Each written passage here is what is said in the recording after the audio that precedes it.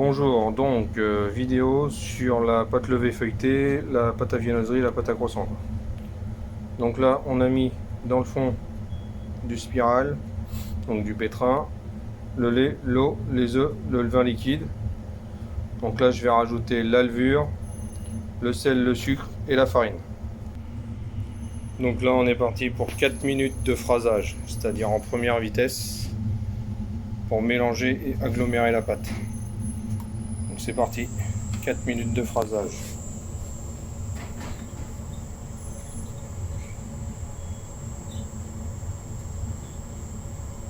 Donc là ça va structurer la pâte.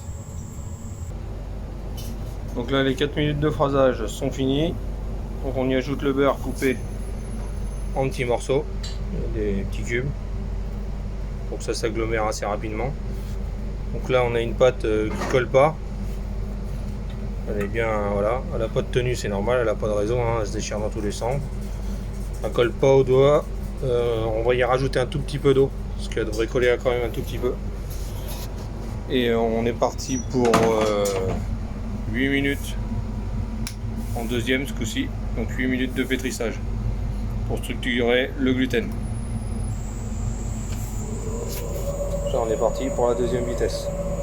Moi mon spiral au départ il a un peu de mal, mais je vais y rajouter de l'eau, ça va y aller. Donc dans 8-10 minutes. A tout de suite. Donc là on est passé à 8 minutes de pétrissage et du coup la pâte n'est pas encore prête, donc on prend un morceau de pâte. N'hésite pas, on tire dessus.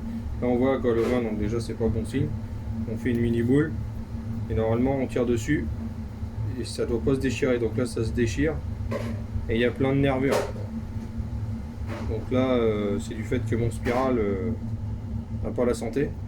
Et là on va repartir sur 2 minutes de pétrissage. Là, on voit la colle aux pâtes comme c'est pas permis.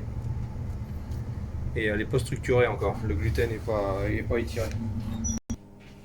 Donc là, on est à 15 minutes de pétrissage. Donc moi, mon spiral, il n'a pas trop de force. Donc là, on va tester le réseau. Donc je prends un morceau de pâte, on y fait une mini boule.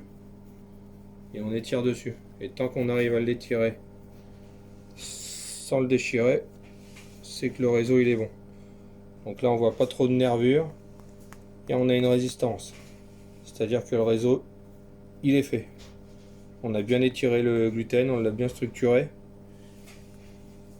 Et il se déchire pas. Donc là, je vais peser les bâtons, on se revoit dans 5 minutes. Donc là, on a une température de 26, donc entre 23 et 27, c'est nickel. Donc voilà. Donc là, je vais procéder au pesage des bâtons et au boulage. Je vous montre. Donc là, je les ai pesés. Donc là, je vais leur redonner un peu de force. Je les boule en les serrant légèrement. Enfin, non, bien serré plutôt. C'est bon. Après, on va les couvrir. Pendant, ils étaient à 26 comme je vous ai montré. Là, on va les laisser 15-20 minutes, histoire que la levure commence à agir. Et après, on va la bloquer, parce qu'on ne veut pas de fermentation. On veut juste que la levure démarre un peu, mais après, on veut que ça donne tout au moment de la pousse finale.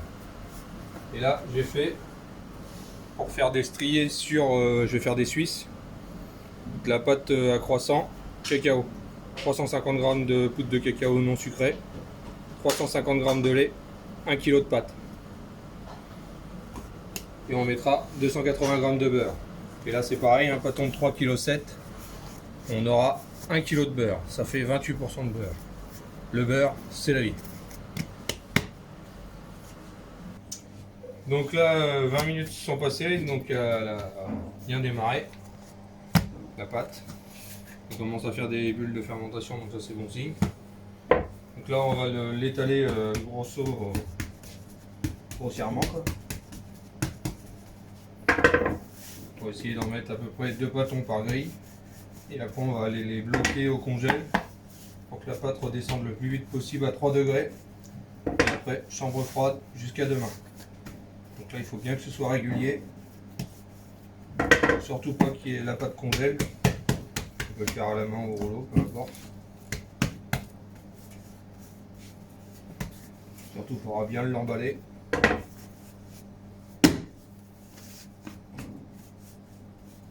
Et une fois qu'elle est à peu près uniforme,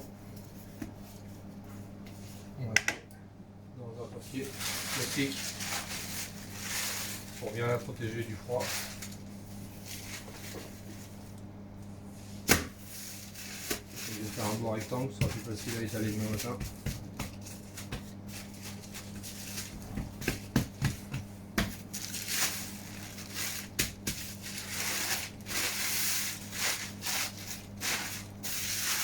Et l'emballer de partout. Et là, on congèle.